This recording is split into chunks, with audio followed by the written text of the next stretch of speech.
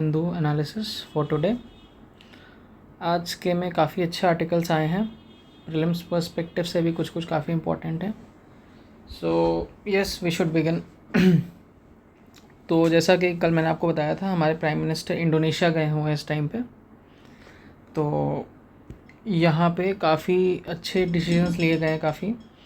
तो देखते हैं क्या है।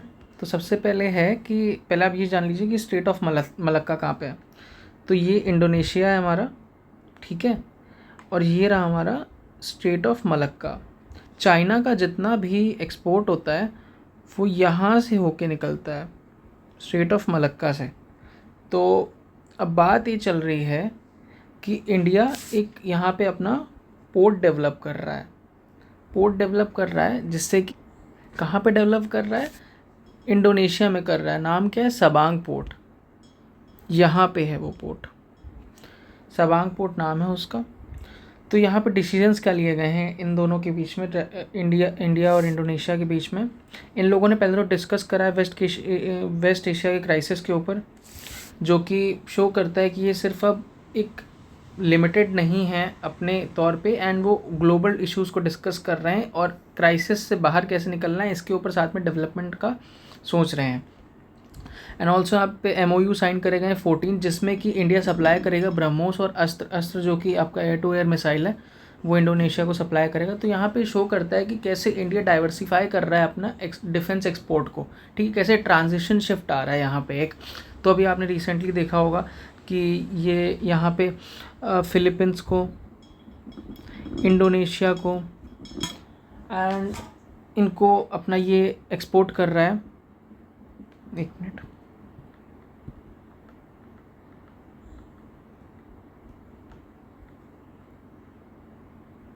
ब्रह्मोस। तो यहाँ पे ये चीज़ काफ़ी इंपॉर्टेंट हो जाती है जानने के लिए कि अपना कैसे डाइवर्स कर रहा है अपना डिफेंस काउंटर करने के लिए चाइना को, एंड कैसे ये पोर्ट डेवलप करा जा रहा है, सबांग पोर्ट। तो ये चीज़ यहाँ पे समझने की ज़रूरत होगी। यहाँ पे और कुछ इतना इम्पोर्टेंट नहीं है इस पर्टिकुलर पेज में। सो so yes, let's read it. Deep concern over the war in West Asia and global effects. See, they are talking about the West Asia crisis. Signing of 14 MOUs, sign करे गए 14 MOU यहाँ पे sign करे गए, concluding ones that will allow India to deliver BrahMos supersonic missiles, जिसकी आपकी range 300 होती है, 300 किलोमीटर आपने पढ़ा होगा। And Astra Mark 1 beyond visual range air to air missile होता है, ये ट्रांसफ़र कर रहे हैं हम लोग इनको। एंड सेम न्यूज़ आपकी कंटिन्यूड है पेज नंबर 12 पे। Wait a second, let me show you just.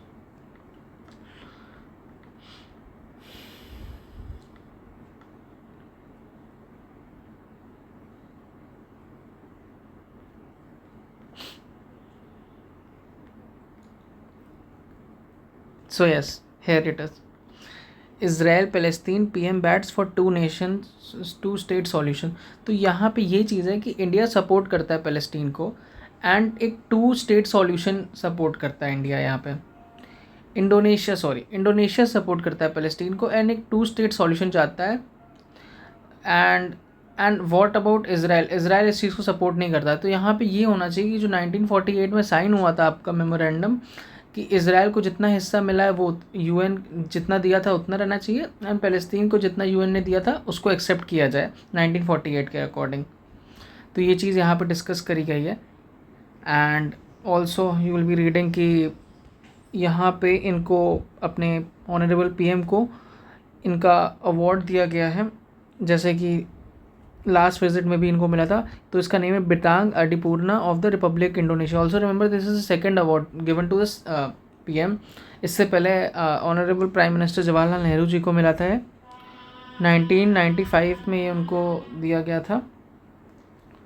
And also another thing is mentioned the joint statement in reference to the agreement signed between the US and Iran and the end of war. See, they are discussing about the West Asia crisis, how it is affecting the overall world, while adding that the transit passage through the Strait of Hormuz has to be according with the international law.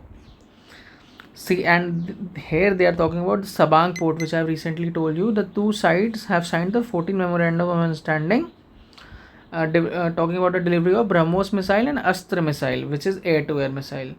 So that's it with this article, and this is done. Moving on to the next one is,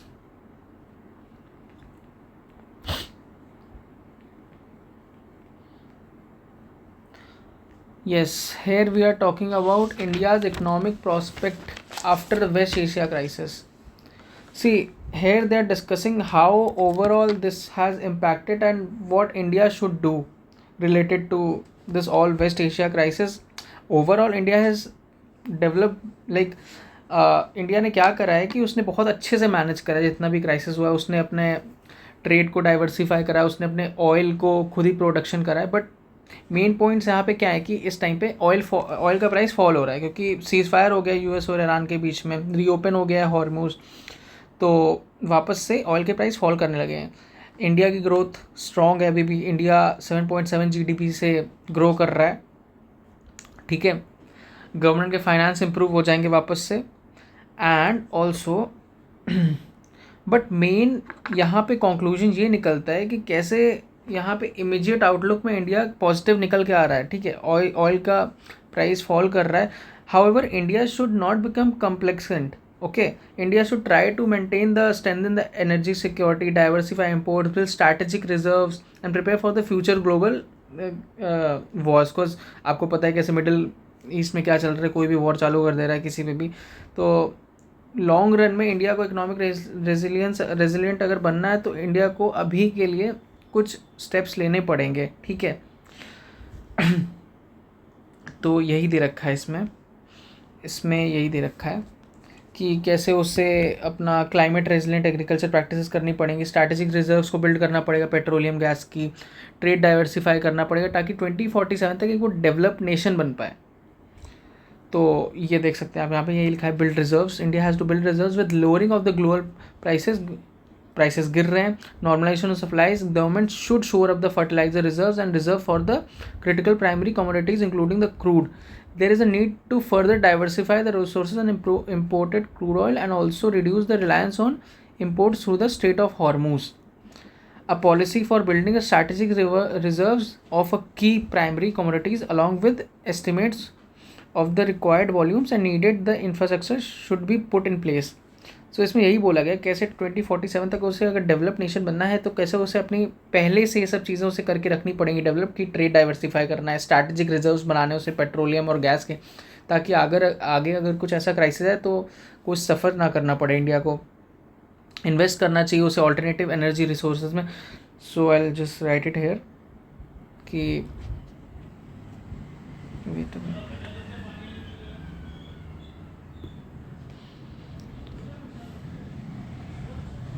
invest करना चाहिए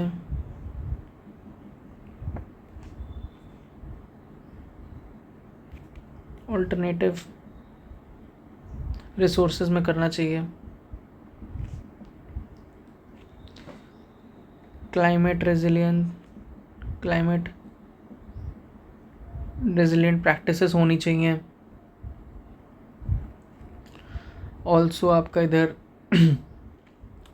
trade diversify करना चाहिए जो एक overall growth में help करेगा India की longer run में. Strategic reserves,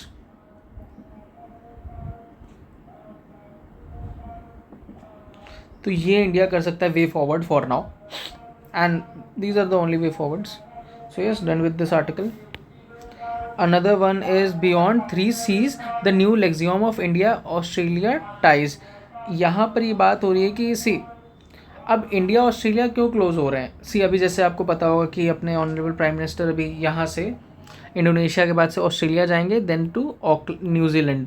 so what is happening कि ऑस्ट्रेलिया क्यों इंपॉर्टेंट हो गया यहाँ पे. ऑस्ट्रेलिया एक तो इम्पॉर्टेंट है चाइना की वजह से स्ट्रैटेजिकली. ठीक है, दोनों के एक इंडिया और ऑस्ट्रेलिया इसलिए इम्पॉर्टेंट है, जैसे आप क्वाड में मैंने आपको कल पढ़ाया था कि यूएस, जापान, ऑस्ट्रेलिया और इंडिया क्यों है, ताकि एक पुश कर सकें अगेंस्ट में. एंटी चाइना एक वो ऑर्गेनाइजेशन है, तो ऑस्ट्रेलिया भी एंटी चाइना, इंडिया भी एंटी चाइना है. जैसा अभी फ़िलहाल चल रही हैं चीज़ें, जैसे चाइना ग्रो कर रहा है, तो दोनों के लिए ऑस्ट्रेलिया और चाइना इंडिया के लिए अच्छा नहीं है ये. तो एक ये वे में अच्छा, मतलब इंडिया और ऑस्ट्रेलिया क्लोज हैं. Wait a second, I'll just write it here.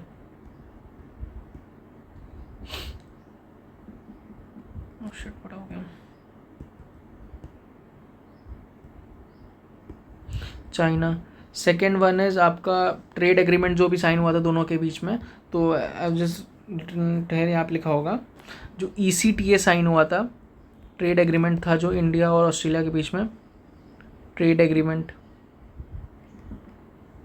ये मैं बता रहा हूँ कि इंडिया और ऑस्ट्रेलिया क्यों मतलब धीरे धीरे क्लोज जा रहे हैं, उनके टाइज क्यों डेवलप हो रहे हैं।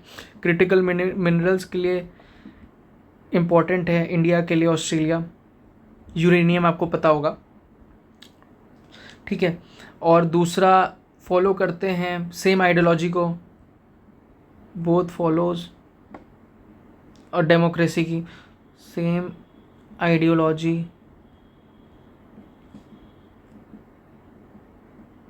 Of democracy. Fifth is both follows the idea of renewable energy.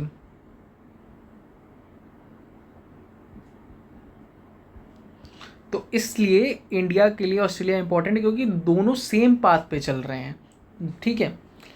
और फिर इसमें यही डिस्कस करा गया कि हम अब क्रिकेट एंड करीज से बढ़ के और भी इम्पोर्टेंट चीज़ों की तरफ देख रहे हैं। डिफेंस में काम कर रहे हैं हम लोग, एनर्जी एजुकेशन में काम कर रहे हैं, ठीक है। और हम लोग renewable energy partnership, I will just read it out for you guys. In bilateral and multilateral military exercises AUSINDEX, Malabar and Talisman सब। मालाबार आपको पता होगा कहाँ पे होता है, जापान और USA इसमें पार्टिसिपेट करता है, ठीक है। तलिस्मान सब्र is very important, this can come in your pre 2027 because ये न्यूज़ में रहता है काफ़ी। ग्रोइंग अपॉर्चुनिटीज़ इन साइबर AI ड्रोन में भी काम कर रहा है, which show you industry and research and R&D भी हो रहा है वहाँ पे दोनों के बीच में, ठीक है। और E factor, energy factor, education factor, E stands for energy and education factor, renewable energy partnership is also going on. Green hydrogen task force अभी आया था न्यूज़ में, वो चल रहा है आपका, ठीक है। एंड आपका जो स्टूडेंट्स का डायस्पोरा है वो बहुत ज़्यादा है ऑस्ट्रेलिया में। Uranium is also there, critical mineral. I just read it out. Very recently, Australia media mentioned that arrangements for the future Australia uranium exports to India might finalize shortly. Where that happened to India's ambitious civil nuclear program will significant है हमारे India के लिए भी इसमें बताया गया है कि कैसे ऑस्ट्रेलिया अगर यूरेनियम एक्सपोर्ट करेगा, ठीक है। नेक्स्ट पॉइंट है कि हमारे while more than 1 lakh Indian student enrol in Australia, education के लिए भी इंपॉर्टेंट है। So this is in this article, इतना ही है इसमें और कुछ नहीं है।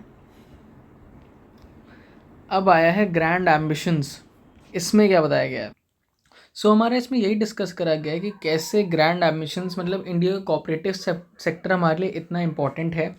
गांधी जी ने भी एज इन बात करी थी इस चीज़ की कि सर्विस एंड प्राइवेट सेक्टर की जगह हम लोगों को कोऑपरेटिव सोसाइटी की तरफ फोकस करना चाहिए, कैसे विलेज में कोऑपरेटिव सोसाइटीज़ आपको हेल्प कर सकती हैं। तो इसमें ये दे रखा है कैसे वो एम्प्लॉयमेंट और एम्पावरमेंट की तरह से हेल्प कर सकती हैं, सेल्फ एम्पावरमेंट में हेल्प कर सकती हैं cooperative societies. So that is given over here कि कैसे इंडिया को एक्सपैंड करना चाहिए अपना cooperatives beyond agriculture into banking, houses, fisheries, consumer services. That is what it is written here. I will just read it for you. Cooperatives now have the opportunity and requirement to expand into other sectors. That is what I am telling to you. Okay, and dairy, fisheries, housing, consumer cooperatives increase income of small producers by reducing middlemen. This is being talked about in cooperatives, and to decentralize the economic development. This is the main aim.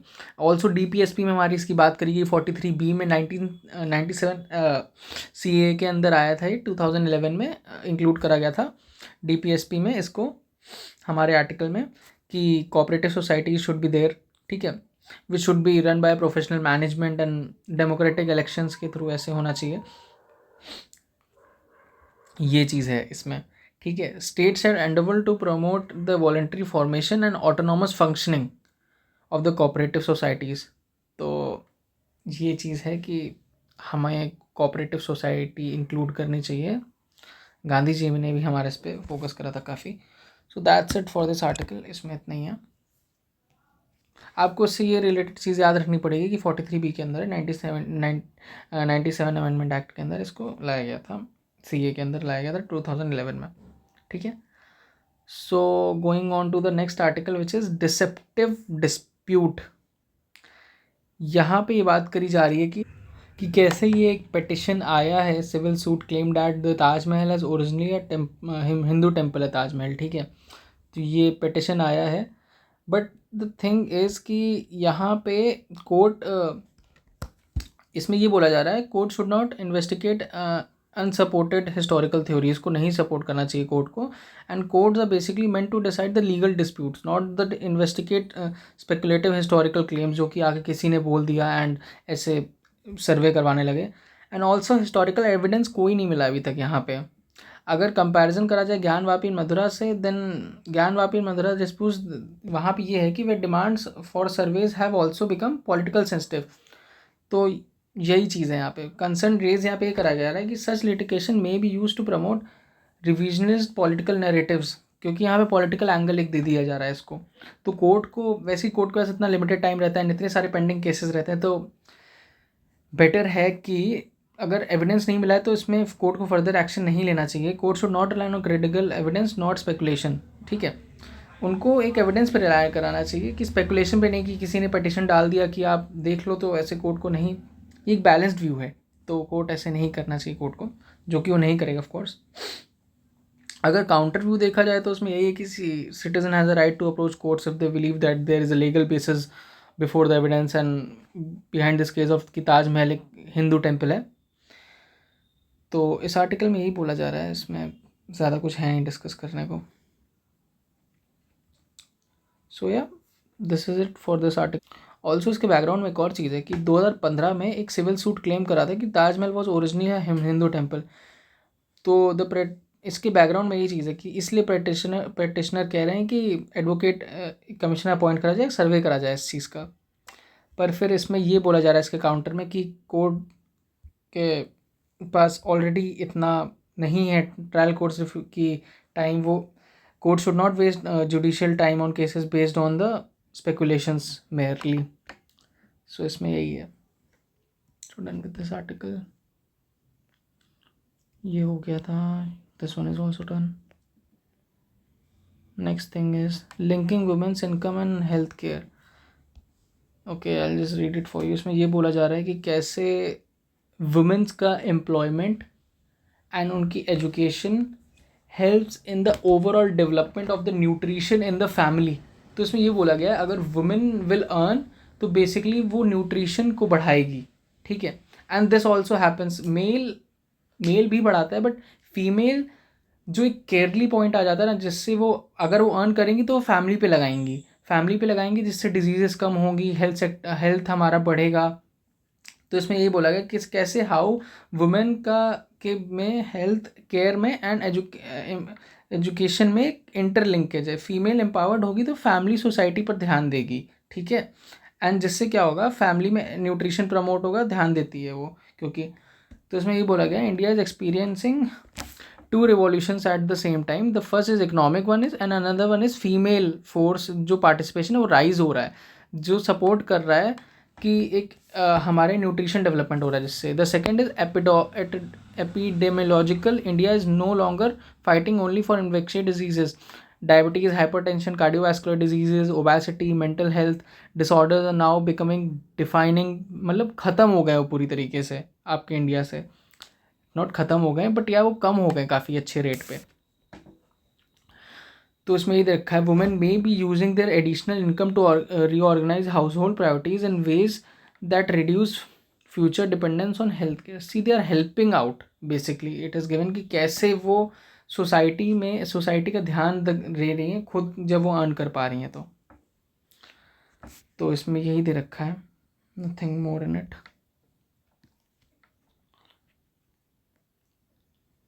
Next one is India's EV transition can not afford to ignore retrofitment.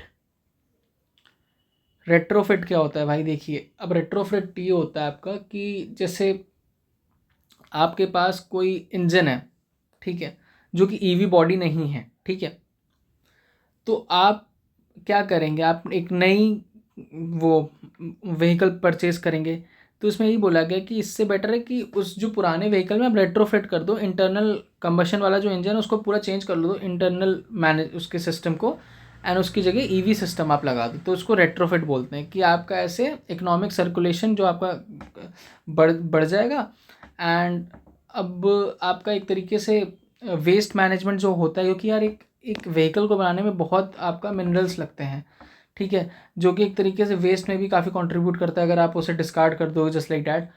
सो इसमें यही बोला गया कैसे retrofit करना चाहिए, जो कि बहुत इंपॉर्टेंट है। So I just read this article for you. The conflict in West Asia has once again reminded the world of the uncomfortable truth. Severe energy dependency is a structural vulnerability, not a temporary inconvenience. For emerging economies such as India, which imports more than 85% of crude oil, such events then quickly test energy. ठीक है, the government has place enormous emphasis on the transport sector decarbonisation with multiple schemes roll out to support the EVs. तो EVs क्यों लाए जा रहे हैं? ताकि carbon कम circulate हो हमारे इन्वायरमेंट में, इसलिए ईवीज़ लाए जा रहे हैं। अभी तक with EV now an accounting for 8.5% of total vehicle sales in India, 10% के अराउंड रीच कर गया है हमारा। एंड ऑल्सो इस चार्ट में यहाँ पे हम लोग को दिखाया जा रहा है कैसे ईवी का ग्रोथ हो रहा है यहाँ पे, ये धीरे धीरे, ठीक है। एंड ये दे रखा है कि ये हमारे ईवी वाला सेक्टर है, 2 व्हीकल्स में इतना ईवी है। ये हमारा पेट्रोल वाले व्हीकल्स हैं, red ones are the petrol vehicles, और या फिर गैस वेस्ट व्हीकल्स हैं। तो यहाँ पे यही बात करी जा रही है कि that is where vehicle retrofit enters the picture.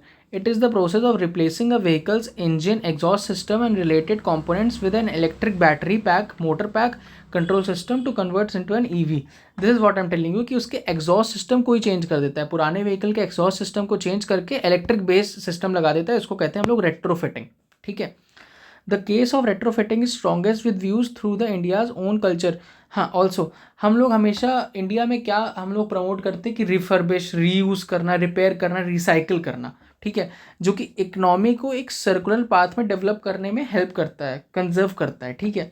तो इसमें यही बोला गया है कि इंडिया हमेशा इस लाइन में रहता है, तो इसलिए रेट्रोफिट हमारे लिए एक आइडियोलॉजिकल बेसिस पे भी इम्पॉर्टेंट हो जाता है इस फेज़ में, ठीक है।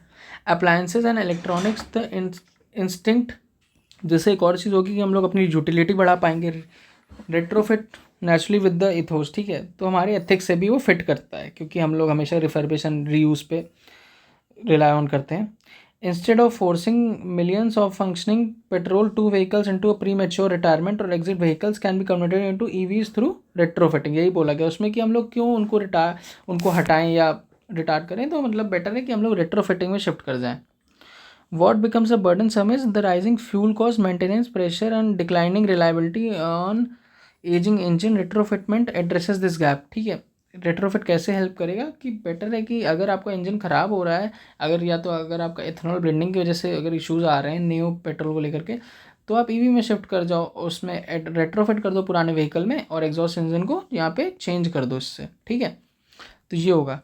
It is cheaper not just compare to buying a new EV, आपको न्यू ईवी भी नहीं खरीदना पड़ेगा इस case, but also compare to the purchasing a new vehicle, ठीक है। तो इसमें यही बोला गया है। एंड अनदर पार्ट इज़ की कंट्रीज़ अब काफ़ी ज़्यादा, जैसे UK, Britain and Nepal is also investment कर रहा है रेट्रोफिटिंग पे। वही बोला गया यहाँ पे, Europe are examining the circular mobility models as an broader climate goals with Nepal has move towards the permitting the support of retrofit, ठीक है। ये बोला गया इसमें। मध्य प्रदेश भी इस फीस पे फॉलो ऑन करने वाला है अब धीरे धीरे। तो इस आर्टिकल में इतना ही है। Done with this article. Next one is, so यार अभी बाकी हैं 4-5 articles are left. This one मैंने आपको बता दी थी कैसे इसराइल और पैलेस्टीन को 2 नेशन थ्योरी की तरफ काम करना चाहिए। यार ये थोड़ा इंपॉर्टेंट हो जाता है, इसको अच्छे से डिस्कस करेंगे। Plea claims silent compulsion on E20 petrol roll out. So basically यहाँ पे बोला गया कि देयर इज़ अ राइट, ठीक है, हमारा राइट है to know the composition and quality and compatibility of effects of a product of constitutional requirement, कि हम लोगों को पता रहना चाहिए कि कॉम्पोजिशन क्या है E20 में, ये हमारा राइट है। अब प्रॉब्लम क्या आ रही है, ठीक है, सी पेट्रोल डीजल की कॉस्ट बहुत थी, तो हम लोगों ने सोचा हम लोग क्यों ना फीड स्टॉक का यूज़ करें एथेनॉल बनाने के लिए, जिससे हमारा इम्पोर्ट ड्यूटी भी कम हो जाएगा। इम्पोर्ट ड्यूटी कम करना वॉज द मेन एम, ठीक है। तो हमारी डिपेंडेंसी भी कम हो जाएगी पेट्रोल और डीजल पे, ठीक है। और करेंसी डिप्रिशिएट हमारा वाला पॉइंट आ जाएगा इसमें। तो हम लोगों ने सोचा बायोफ्यूल यूज़ करते हैं, इथेनॉल को यूज़ करते हैं। तो उसको हम लोग, बात तो चल रही 2003 या 2005 से, बट 2018 में हम लोग इस पॉलिसी के साथ आए कि 20% ब्लेंड करना है हमें 2030 तक। बट हमने इसको 2025 में ही अचीव कर लिया, ठीक है। अब इसमें पॉजिटिव्स क्या क्या हैं इसके? पॉजिटिव्स इसके ये हैं कि I just write it here. Positives के क्या हैं? पॉल्यूशन कम हो जाएगा, ठीक है। पॉल्यूशन कम हो जाएगा, फार्मर की इनकम डबल हो जाएगी इससे। कैसे डबल हो जाएगी यार? देखो सिंपल सी बात है, अगर आपका गन्ना यूज़ हो रहा है, आपका केन यूज़ हो रहा है, अगर आपका राइस यूज़ हो रहा है, अगर आपका पैडी का स्टबल यूज़ हो रहा है, तो यार एक तरीके से फार्मर को बेच के उसको इनकम ही मिल रहा है ना वापस में, कि वही मोनोक्रॉपिंग करेगा बार बार, वो उतना ही ज़्यादा राइस बनाए, उतना ही ज़्यादा शुगर केन प्रोड्यूस करेगा, क्योंकि उसको तो फिक्स पैसा मिल रहा है उस चीज़ पे। उसको चीनी मिल पैसा दे रही है, उसको शुगर मिल पैसा दे रही है इस चीज़ पे कि ज़्यादा से ज़्यादा आप हमको शुगर केन दो, हम इथेनॉल बनाएंगे, आपको पैसा देंगे, ठीक है। आप शुगर केन दोगे अगर हम हमें, तो फार्मर की इनकम इंक्रीज़ हो रही है इससे, ठीक है। अनदर पॉइंट क्या है? इम्पोर्ट बिल हमारा कम हो रहा है यहाँ पे।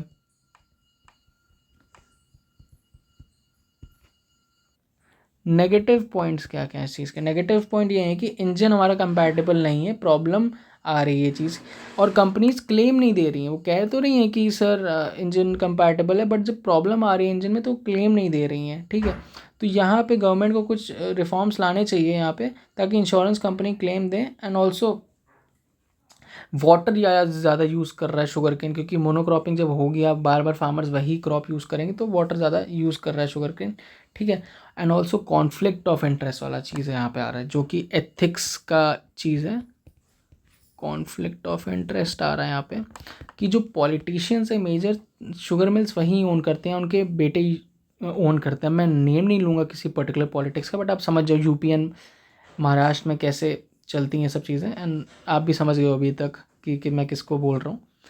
तो ये चीज़ इसमें नेगेटिव कंसर्न आ रहा है, कॉन्फ्लिक्ट ऑफ इंटरेस्ट आ रहा है, क्योंकि उनके बेटे बैठे हुए हैं ज़्यादातर बड़े से बड़े मिल में, एंड इसलिए वो प्रमोशन ज़्यादा कर रहे हैं। ये कॉन्फ्लिक्ट ऑफ इंटरेस्ट आ रहा है। सॉफ्ट प्रेशर डाल रहे हैं कि इथेनॉल को यूज़ करो वो, क्योंकि एक और चीज़ है, ब्राज़ील में क्या होता है, ब्राज़ील यूएसए क्या करता है, आपको दोनों ऑप्शन देता है। अगर आपको पेट्रोल यूज़ करना है, डीजल यूज़ करना है, तो आप ज़्यादा पे करके वो यूज़ कर लो। पर इंडिया में ऑप्शन ख़त्म हो गया है, आपको इथेनॉल यूज़ करना पड़ेगा। तो एक सॉफ्ट प्रेशर आ रहा है, जो कि हमारे फंडामेंटल राइट्स को भी वायलेट करती है चीज़ 19(1)(a) के अंदर, कि इन्फॉर्म्ड चॉइस करने का अधिकार है हम लोगों को, तो वो चीज़ वायलेट कर रही है यहाँ पे। तो उसको मैंने काफ़ी ब्रीफली डिस्कस करा, तो उसको एक बार पढ़ लीजिएगा, काफ़ी इंपॉर्टेंट है। ये आ सकता है आपके प्री में, मीन्स में भी इस पर आ सकता है question. So yes, done with this article. Next is, ये काफ़ी अच्छा आर्टिकल है। इसमें क्या रखा है कि HC upholds uniform legal marriage age for the all religions. इसमें ये बोला गया है कि सी मुस्लिम्स के यहाँ कैसे मैरिज डिफाइन करते हैं, डिसाइड करते हैं प्यूबर्टी के रूल से, कि प्यूबर्टी अगर गर्ल 16 की हुई तो प्यूबर्टी हिट हो जाती तो मैरिज करवा देते हैं। तो अब यहाँ पे क्या गया, which violate the child marriage act of PCMA 2006, जो हमारा लिया गया था, कि इसमें यहाँ पे था कि 18 गर्ल्स का है एंड 21 बॉयज़ का है, ठीक है। तो ये हमारा रूल था कि अगर इसके नीचे है तो वो चाइल्ड मैरिज कंसिडर करी जाएगी। तो एक तरीके से तो अगर इसे फॉलो करेंगे प्यूबर्टी वाले चीज़ को, 16 एज को, तो ये चाइल्ड मैरिज हो जाएगी। एंड ऑल्सो कोई भी पर्सनल लॉ सेंटर के लॉ से बड़ा नहीं हो सकता है। तो इसलिए यहाँ पे बोला गया है कि चाइल्ड मैरिज एक्ट किसी में applies to all citizens irrespective of the religion, ठीक है। वही मैंने बोला, कोई पर्सनल रिलीजन से बड़ा नहीं हो सकता है, सॉरी, पर्सनल रिलीजन किसी भी सेंटर के लॉ से बड़ा नहीं हो सकता है। और observing that the Muslim personal law principal recognises puberty as the agent of marriage not override the provision of central law. Central law से बड़ा नहीं हो सकता है आपका पर्सनल रिलीजन का लॉ। तो इसमें यही बोला गया है कि कैसे ये चीज़ चल रही है। एंड ये फिर यूसीसी वाले 44 जो हमारा डीपीएसपी के अंदर आता है उससे भी फिर वो करता है कि सबके लिए एक यूनिफॉर्म आपके होने चाहिए, सिविल कोड्स होने चाहिए आपके यूनिफॉर्म, ठीक है, जो कि अप्लाई कर दिया आपका उत्तराखंड ने कर दिया एंड ऑल्सो फिर अब आपका बिहार भी कर रहा है, वेस्ट बंगाल भी हो रहा है। तो इस चीज़ में आपको थोड़ा ध्यान रखना है, पढ़ लीजिए एक बार किसने करा है किसने नहीं, ठीक है। तो इसमें ये चीज़ आ गई है। अब इस चीज़ को ध्यान रखिए, काफ़ी इंपॉर्टेंट हो गया आपका इस चीज़ से कि कौन से एक्ट के अंदर है, चाइल्ड मैरिज एक्ट के अंदर है, पीसी में 2006 के अंदर है, ठीक है, prevention to child prohibition to child marriage act 2006। तो इसको ध्यान रख। तो that's it with this article. इसमें यही बोला गया, इतना इसमें ज़्यादा कुछ है नहीं। Next article is probably the last one. यार इसमें आपके डेटा दे रखा है, ठीक है, और ये डेटा यार मैं तो नहीं मानता इन सब चीज़ों में, सब बहुत ऑन पेपर दे रखा है, बट ये ठीक है दिया रखा है तो पढ़ लेते हैं एक बार इसको। तो इसमें बोला गया school drop out rates fall across the key stages, ठीक है। अब ड्रॉप आउट्स की इसमें बात करी गई है, तो let's just dive into it. The union education ministry ने रिलीज़ करा है यूडाइस प्लस का 2025-26 के लिए। इसमें बोला गया द प्रिपरेटरी लेवल क्लास 3 से 5 के बीच में फेल हुआ है ड्रॉप आउट रेट 1.8 पे 2.3 से इस ईयर, ठीक है। 12th के लिए 9 to 12th के लिए इसमें फॉल हुआ है 8.2 से 7% पे। Another data, women now form the majority of the Nations teaching force accounting for 54.9 of total teachers up from 54.2। तो 2.2 से 0.9 पे चेंज हो गया है 2024-25 के बीच में, जो कि पॉजिटिव शिफ्ट यहाँ पे शो कर रहा है। पर यार इसमें एक ये भी कंसर्न है ना कि यार यहाँ पे आपका एक वुमेन इश्यूज़ का पार्ट आ जाता है कि सी अब टीचिंग में ज़्यादातर वुमेन क्यों है, टीचिंग में वुमेन इसीलिए हैं क्योंकि यार अभी टीचिंग में वुमेन का टाइम फिक्स्ड रहता है, ठीक है। टीचर जाएगी 2-3 बजे तक आ जाएंगे, फिर घर के काम करेंगी। तो यहाँ पे एक केयर इकनॉमी वाली चीज़ आ जाती है, इशू आ जाता है कि वुमेन को क्या हम लोग दूसरे सेक्टर में नहीं डाल सकते, क्यों हम लोग सिर्फ उन्हें टीचिंग में ही क्यों डाल रहे हैं, मेल नहीं कर सकते क्या टीच। बट इसमें स्टार्टिंग से ही ऐसा बनाया गया कि वुमेन पढ़ाएगी और बाद में आके घर संभालेगी, तो इसलिए टीचिंग में ज़्यादातर वुमेन्स ही हैं, जो कि गलत चीज़ है बहुत ज़्यादा। पर सोसाइटी ऐसी स्टार्टिंग से बनी है जो कि इसे चेंज होना चाहिए। तो इसमें सब कुछ पॉजिटिव ऐसा बोला गया, बट आपको भी पता है पॉजिटिव कितना है, चीज़ें क्यों हैं, इसके पीछे के रीजंस, ठीक है।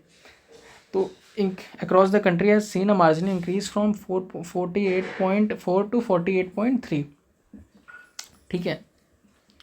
ये हुआ है, गर्ल्स इंक्रीज़ हुई हैं हमारी, एनरोलमेंट उनका इंक्रीज़ हुआ है, सीमेन मार्जिन इंक्रीज़, सॉरी 48.4 पे इंक्रीज़ हुआ है 48.3 से 0.1% का इंक्रीज़ हुआ है, ज़्यादा कुछ नहीं। तो यही है। स्टूडेंट रिटेंशन आपका बढ़ा है 83.7 में, बच्चे स्कूल छोड़ नहीं रहे, वहीं पे पढ़ रहे हैं उसी जगह पे, ठीक है। 51.9 पे आ गया 47.9 से सेकेंडरी लेवल पे आपका, ठीक है। अनदर कुछ फैक्ट्स हैं यहाँ पे कि 95% ऑफ स्कूल्स में आपका powered electricity, 98.5 have girls toilet and 97.2 have boys toilet. यार ये ऑन पेपर कह सकते हो, बट मुझे इस चीज़ पे इतना बिलीव नहीं है कि होगा, क्योंकि मेरी मदर भी एक टीचर है, मैंने ये चीज़ देखी है, कितना बताती हैं वो, जैसे कितना कुछ होता है कितना नहीं। तो यार ठीक है, वो ऑन पेपर है तो पढ़ लेना, डेटा इंपॉर्टेंट हो जाता है, इसको आप कोट कर सकते हो मेंस में, ठीक है। Another point is the increase in number of schools with computer from 64.7 to 69.9। तो ये आपका हो जाता है इतना, तो ये डेटा ही था, इसमें और कुछ था नहीं। Next article, I guess we are done with this, या done. So thank you guys, we'll meet you tomorrow, all the best, अच्छे से पढ़ना। We are done with this 8 जुलाई वाला paper, and that's it for today. Thank you so much.